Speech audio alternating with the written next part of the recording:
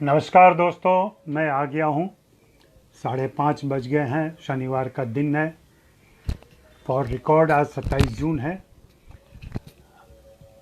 बातें कई सारी हैं। पिछली बार आउटसाइडर पे बात कर रहा था, तो हमारे दोस्त मृत्युंजय प्रभाकर जो शांति निकेतन में पढ़ाते हैं, उनका कहना है कि आउटसाइडर वाली बात रह गई थी, तो उसको थोड़ा बढ़ाया जाना चाहिए।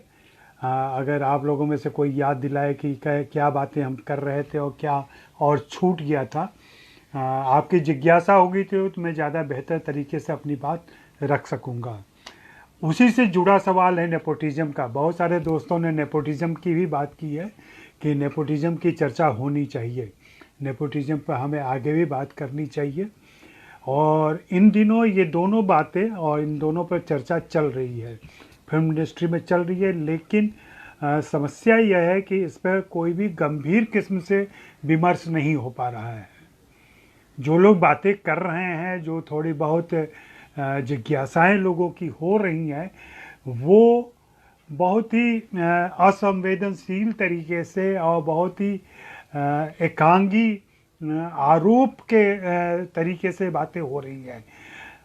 होना यह चाहिए कि आप इस पर आपत्ति करने के साथ साथ अपने सुझाव भी डालें, कुछ सलाह भी दें कि कैसे हो सकता है। पिछली बार मैंने एक बहुत ज़रूरी बात कही थी कि इसका विकेंद्रीकरण अगर किया जाए, मुंबई की फिल्म इंडस्ट्री का विकेंद्रीकरण है और इसमें सभी राज्यों की भूमिका बढ़ जाती है, राज्यों के उन प्रतिभाओं की भूमिका बढ़ जाती है जो लोग चाहते हैं कि हिंदी फिल्म इंडस्ट्री का विकास हिंदी प्रदेशों में ज़रूर हो। और अगर हिंदी प्रदेशों में हिंदी फिल्में बननी शुरू होती हैं, वहाँ की प्रतिभाओं को वहीं काम मिलना शुरू होता है, तो आप यकीन करें कि इधर लोगों का आना भी कम होगा थोड़ा सा, और स्थानीय स्तर पर बहुत सारी प्रतिभाओं को स्थानीय स्तर पर काम मिल जाएगा, जो कि बहुत अच्छा होगा। मैं यही कह रहा था कि जैसे राजस्थान में फिल्म इंडस्ट्री डेवलप हो, राजस्थान की अपनी फिल्म इंडस्ट्री विकसित हो जाए, फिल्में वहीं बने, वहीं वितरित हों, वहाँ के दर्शकों के लिए हों, उस राज्य के दर्शकों को, वहाँ के हिंदी भाषियों के को दिमाग में रखकर अगर फिल्में बने, तो मुंबई पे जो टैलेंट जैम लगा रहता है, जहाँ आपकी गाड़ी खिसक नहीं पाती है, तमाम प्रतिभाओं के बावजूद आप दक्ष ड्राइवर जरूर होंगे, लेकिन स्पेस मिलेगा तब तो अपनी ड्राइवरी आप दिखाएंगे। तो उसके लिए ज़रूरी है कि आप अपने राज्यों पर दबाव डालें, अपनी सरकारों पर दबाव डालें कि हम लोग सब्सिडी के नाम पर 2 करोड़ 2.5 करोड़ रुपये उन हिंदी फिल्मों को दे देते हैं जिसमें ऐसे दमकते चमकते सितारे होते हैं जिनको वैसे भी बाजार से पैसे मिल जाते हैं।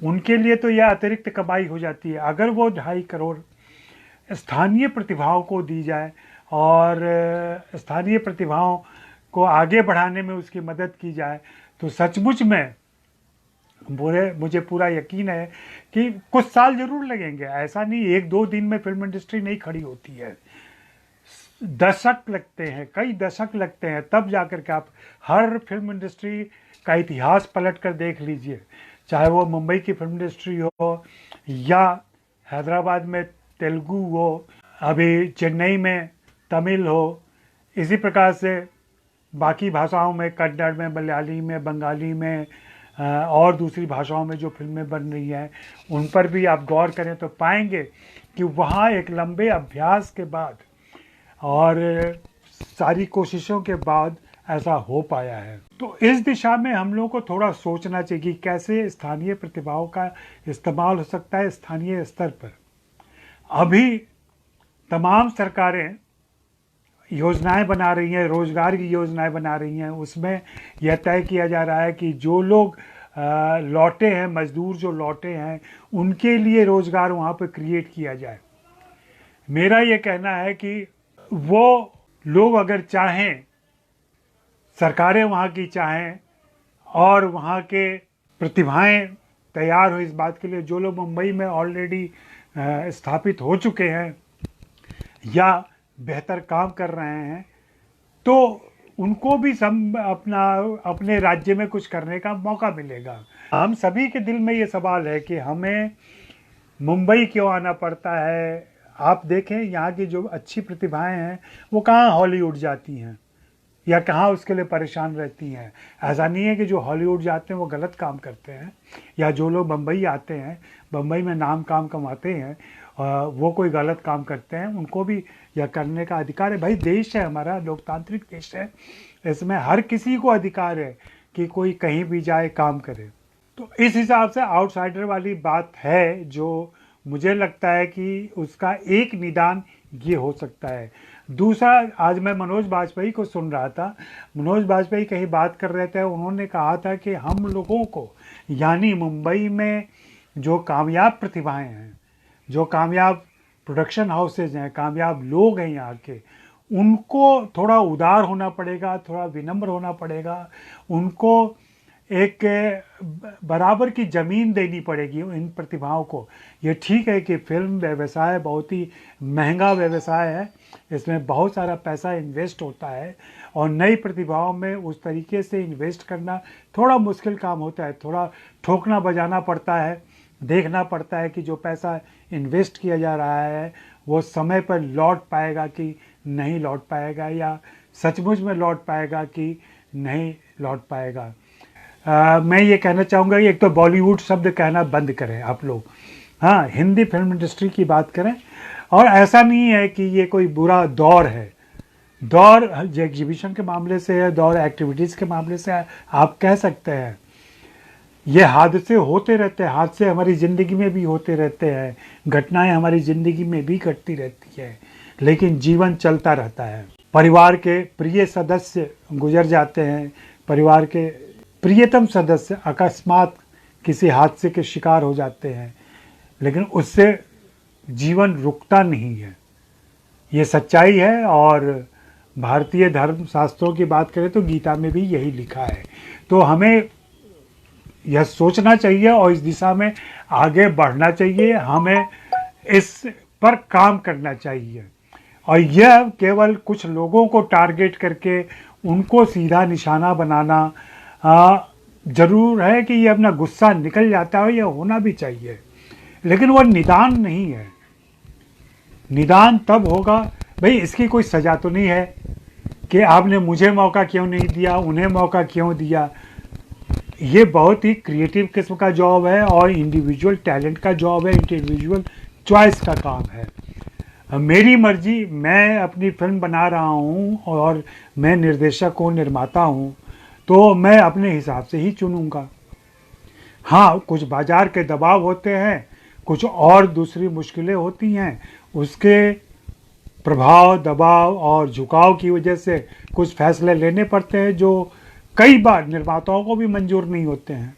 जी हाँ, लेकिन ये मैं ये वही कह रहा हूँ कि अनुराग कश्यप और प्रकाश झा तब जाएंगे जब वहाँ इसकी संभावना बनेगी। प्रकाश झा के बारे में जानता हूँ, प्रकाश झा ने लंबे समय तक बिहार में रहकर कोशिश की, उनकी एक संस्था भी थी जो वहाँ काम कर रही थी, लेकिन हुआ क्या, उन्हें मजबूरी में बिहार छोड़कर फिर से मुंबई आना पड़ा और फिर बंदिश और मृत्युदंड और इस तरीके की फिल्में लेकर के वे सामने आए। यहाँ की प्रतिभाएं तभी जाएंगी जब वहाँ इंफ्रास्ट्रक्चर तैयार होगा। ऐसा नहीं है कोई इंडिविजुअल टैलेंट वहाँ जाकर के ऑफिस बनाए, वहाँ जाके प्रोडक्शन हाउस बनाए, वहाँ फिल्म सिटी खड़ा करे, ऐसा नहीं हो सकता।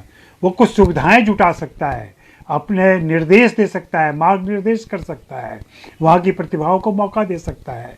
और जाहिर सी बात है, आजकल जब छोटे मोटे वीडियो वायरल हो जाते हैं, स्थानीय टैलेंट से कोई गायक मशहूर हो जाता है पूरी दुनिया में, कोई अभिनेता मशहूर हो जाता है, तो आपका काम भी, जी हाँ, आपका काम भी अगर देखने लायक होगा, अगर उसमें प्रशंसनीय काम होगा, तो वह पूरे राष्ट्र में देखा जाएगा, पूरे देश में देखा जाएगा, अंतर्राष्ट्रीय स्तर पर देखा जाएगा। और फिर आपको ऐसे लोग भी पकड़ेंगे जो राष्ट्रीय स्तर पर आपसे काम लेना चाहते हैं और चाहते हैं कि आपकी प्रतिभा दूसरी जगह भी इस्तेमाल हो। ये उत्तर प्रदेश की समस्या नहीं है, यह झारखंड में भी समस्या है, मध्य प्रदेश में भी समस्या है। बिहार में तो शुरू हुई थी, फिल्म नीति बनाने की बात हुई थी और फिर सब कुछ ठंडा पड़ गया। नीतीश सरकार को किसी चीज़ से मतलब नहीं है, उन्होंने शराब बंदी क्या की, उन्होंने लगता है कि फिल्म बंदी भी कर दी है। देखिए, माफिया गिरोह वगैरह शब्द का इस्तेमाल करना कहीं गलत है।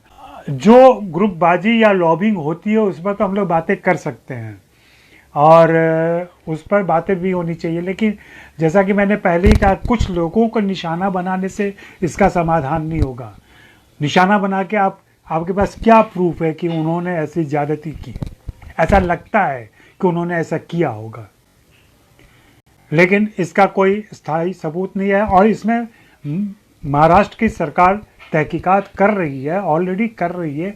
प्रतिद्वंदिता की भी बात तो उसमें सोची जा रही है, देखी जा रही है। अगर कुछ निकल के आता है तो जाहिर सी बात है कि वो भी चीज़ें सामने आए। लेकिन इन दिनों तो मल्टीप्लेक्स बंद है और हम देख रहे हैं कि OTT प्लेटफॉर्म पर फिल्में आ रही हैं। अभी जैसे भोसले आई है, अभी कुछ दिनों पहले बुलबुल आई थी। ये फिल्में, ये दोनों फिल्में देख करके चौंक आई थी। ये कुछ फिल्में हैं जिनको थिएटर मिलते भी तो अच्छे शोज नहीं मिलते, और ये आम दर्शकों तक, ज़्यादा दर्शकों तक ये फिल्म पहुंच नहीं पाती। OTT प्लेटफॉर्म का यह फ़ायदा ज़रूर हुआ है कि फिल्में लोकतांत्रिक तरीके से सभी के पास पहुंच रही हैं। मल्टीप्लेक्स के मनमानी टूटी है। सभी जानते हैं मल्टीप्लेक्स मनमानी करते थे और कैसे उनका तो पूरा धंधा ही लाभ पर टिका हुआ था। लाभ यहाँ भी देखा जाता होगा कि किस फिल्म को कितने पैसे दे। बाकी दर्शकों पर डिपेंड करता है कि कोई शो कितना पॉपुलर होता है, उसे कितने ज़्यादा से ज़्यादा लोग देखते हैं। OTT प्लेटफॉर्म क्या है? एक लाइब्रेरी है जहाँ पर फिल्में रखी रहती है, जैसे कि पहले वीडियो लाइब्रेरी होता, जहाँ फिल्में जाके आप ले आते थे और देखते थे। तो ये एक ऐसी इंटरनेट लाइब्रेरी है जहाँ सारी फिल्में मौजूद हैं। आप चाहें तो वे फिल्म देखें, लेकिन वहाँ सारी फिल्में हैं। थिएटर यह काम नहीं कर पा रहा था, मल्टीप्लेक्स ये काम नहीं कर पा रहे थे। तो मुझे व्यक्तिगत तौर पर मेरी बात करें तो मुझे तो इससे कोई नुकसान ज़्यादा नहीं दिख रहा है। हाँ, सिनेमा एक्सपीरियंस जो चंद लोगों के लिए बहुत महत्वपूर्ण होता है, जो सिनेमा का एक्सपीरियंस होता है, सिनेमाई आनंद होता है, अनुभव होता है, उसमें ज़रूर कमी आई है। वो OTT पर नहीं आता है। लेकिन जैसा कि मैंने पहले भी कहा था और मानता हूँ इस बात को, कि अगर एक मेजर विकल्प के तौर पर OTT प्लेटफॉर्म उभरा, और ऐसा लग रहा है कि छोटी फिल्मों के लिए, छोटे निर्माताओं के लिए यह बहुत मुफीद जगह होगी, सुरक्षित जगह होगी, जहाँ पे दर्शक आ सकेंगे और अपनी मर्जी से फिल्मों का चुनाव कर सकेंगे, वे देख सकेंगे, तो उनके लिए तो बहुत ही अच्छी जगह हो जाएगी और वे लोग आएंगे भी। तो मुझे लगता है कि अगर मल्टीप्लेक्स खुल भी गए इस कोविड कहर के बाद, तो भी OTT की मौजूदगी हमारे जीवन में बनी रहेगी। तो नए मेकर्स के लिए बहुत ही अच्छी बात रहेगी, और मैं तो बहुत बड़ी संभावनाएं देख रहा हूँ यहाँ पर। मैं कह रहा था कि फिल्मों का विकेंद्रीकरण होना चाहिए, यूपी में इसका विकास हो, दूसरे शहरों में विकास हो। फिल्म लेखन, हिंदी में मौलिक लेखन बहुत कम है। कुछ लोगों को याद होगा और कुछ लोगों ने उसका जिक्र भी किया कि मैंने 2 दिन पहले ट्विटर पर डाला था कि फिल्म पत्रकारिता में हिंदी के पत्रकार आउटसाइडर होते हैं।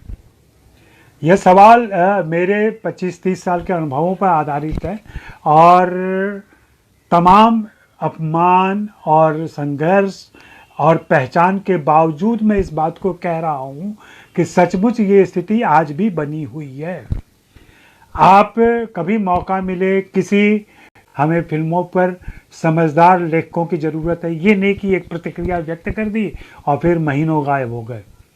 तो इन सारी बातों पर भी बातें होती रही। तो वो आउटसाइडर वाली बात मैं कर रहा था। आउटसाइडर जो पत्रकारों की स्थिति है, मैं ये कह रहा हूँ कि अगर फिल्म स्टार से पूछे जाएं कि आप 5-10 ऐसे फिल्म समीक्षकों के नाम बताइए जो हिंदी में लिखते हैं, या ऐसे पत्रकारों के नाम बताइए जो हिंदी में लिखते हैं, पता चलेगा कि उनको किसी का नाम नहीं याद है। इसलिए नहीं याद है कि हिंदी को कोई तवज्जो देते ही नहीं है। वो कुछ अपवाद हो सकते हैं, अमिताभ बच्चन अपवाद हो सकते हैं, अनुराग कश्यप अपवाद हो सकते हैं, मनोज बाजपेयी अपवाद हो सकते हैं, चंद्र प्रकाश द्विवेदी अपवाद हो सकते हैं, लेकिन जिसको मेन स्ट्रीम, जिसको चमकते दमकते सितारे कहा जाता है, उनको कोई नाम याद नहीं होगा।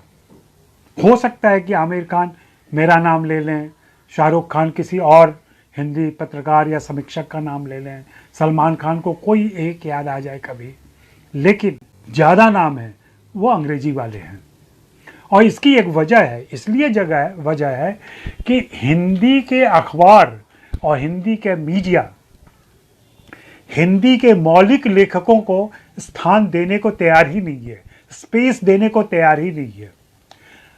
आप देख लें कि बड़े से बड़े ग्रुप हिंदी के समीक्षकों को ग्रूम करने में, उनको समय पर सही मौका देने, उनके साथ खड़े होने का कोई स्पेस नहीं देते हैं, उनको समय नहीं देते। अखबारों में ये स्थिति है कि फिल्मों के नाम पर पूरा अंग्रेजी का उल्था किया जाता है, वही गॉसिपिंग का सिलसिला चलता रहता है और वही अनुवाद, ये फिल्म पेज के प्रभारियों, फिल्म के संपादकों और ओवरऑल अखबार के मालिकों, उनकी तरफ से ये नादानी है, उनकी तरफ से ये दिक्कतें हैं, जिसकी वजह से हिंदी में लिखने वाले पत्रकार और समीक्षक वह स्थान नहीं हासिल कर पाते हैं।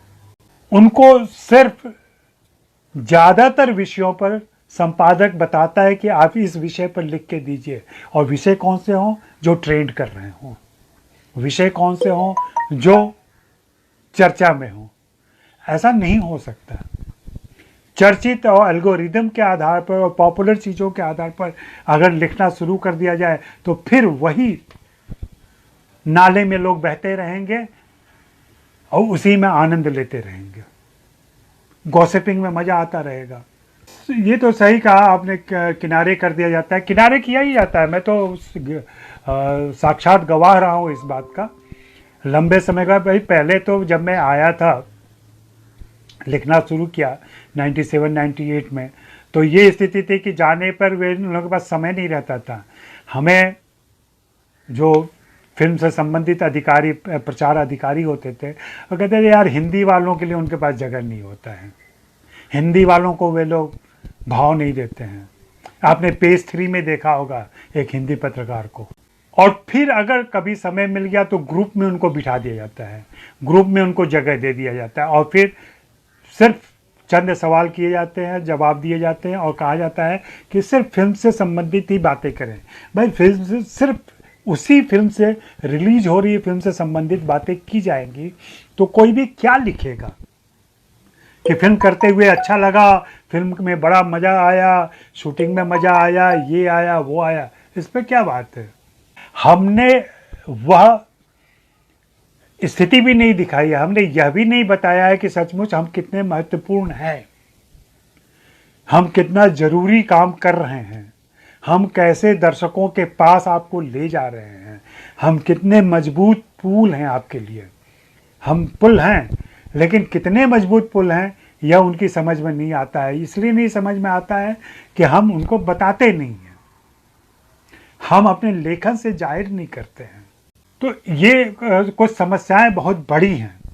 इन समस्याओं पर तभी हम एक समाज के तौर पर, समूह के तौर पर, और हमारे हिंदी मीडिया को आप देख लें, कोई भी वेब पोर्टल देख लें, कोई अखबार देख लें, कोई भी संस्थान देख लें, वहाँ पे हिंदी में लिखने वाले फिल्म पत्रकारों की या हिंदी पत्रकारों की क्या स्थिति है। एक तो फिल्म लेखन ही समझा जाता है कि कोई भी कर सकता है, इसके लिए विशेषज्ञ विकसित नहीं किया जा रहा, अलग से ट्रेनिंग नहीं दी जाती। जो थोड़े बहुत लोग निजी अभ्यास से ट्रेंड होते हैं, उनको बड़ा नाम न हो जाए, वे मशहूर न हो जाएं, इस बात का ख्याल रखा जाता है और हमेशा कुछ समय के बाद समाचार संपादक उनको अपमानित करता रहता है। आउटसाइडर इंडस्ट्री तो मानेगी ही, अगर आप तवज्जो देंगे, आप प्लेटफॉर्म देंगे। आपके पास कोई फिल्म की कायदे की मैगजीन नहीं है, आपके पास अखबारों में फिल्म सिर्फ शोभा और दिखाई, शोकेसिंग की चीज़ है। आप वहाँ कोई गंभीर विमर्श नहीं करते, गंभीर विमर्श आप कहीं भी वेब पोर्टल पर भी नहीं करते। वेब पोर्टल पर जितने वेब पोर्टल, वायर से लेकर के क्विंट और सारे वेब पोर्टल चल रहे हैं, द प्रिंट वगैरह, सब जगह यही कहा जाता है कि भाई अंग्रेजी में लिखते हैं लोग, हम लोग उसी का अनुवाद कर देते हैं। स्वतंत्र पत्रकार, स्वतंत्र हिंदी के मौलिक समीक्षक इन सारे वेब पोर्टल पर क्यों नहीं है? हिंदी के सारे वेब पोर्टल जब सारी चीज़ों पे इतना खर्च कर सकते हैं तो क्यों नहीं स्थानीय स्तर पर किसी फिल्म समीक्षक को मौका दे सकते हैं, उसे यह समय और स्पेस दे सकते हैं कि वह आए और अपनी बात कहे और अपनी बात लिखे और एक अपनी पहचान कायम करे। आज ही मैंने शिकायत की है ललन टॉप पे। सौरभ मेरे मित्र हैं, बहुत ही प्रिय हैं मुझे, उनका रवैया, उनका तेवर मुझे बहुत पसंद है। लेकिन ललन टॉप पे भी मैं देखता हूँ कि फिल्म समीक्षा के नाम पर चीज़ें अच्छी करते हैं, बातें अच्छी करते हैं, लेकिन कोई एक फिल्म समीक्षक पिछले 4-5 सालों में वहाँ से उभर कर नहीं आया। जबकि मैं जानता हूँ कि वहाँ जो लोग पीछे काम करते हैं, पर्दे के पीछे काम करते हैं, वे लोग फिल्मों के गंभीर जानकार हैं, फिल्मों के अच्छे विश्लेषक हैं, लेकिन उन्हें नाम के साथ, उन्हें चेहरे के साथ आना चाहिए। अगर ललन टॉप करेगा तो उसकी नकल में सारे लोग करेंगे, उन्हें यह लीड लेना पड़ेगा। सौरभ, आपको आगे आना पड़ेगा। इसी प्रकार से बाकी अखबारों से भी ये सिफारिश है। हिंदी फिल्मों के दर्शक हिंदी प्रदेशों से कम आते हैं, कम आते थे। जब थिएटर ही नहीं थे वहाँ पर तो दर्शक कहाँ से आएंगे? आप सीधी सी बात सोच लें।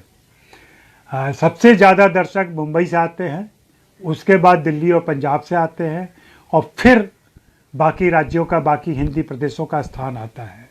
अब शायद OTT आने के बाद से ये स्थिति बदले, टायर 2 और टायर 3 या छोटे शहर, कस्बे, गांव तक में ये फिल्में जाएं और लोग देखना शुरू करें। हो सकता है ये बदलाव कुछ दिनों के बाद दिखे।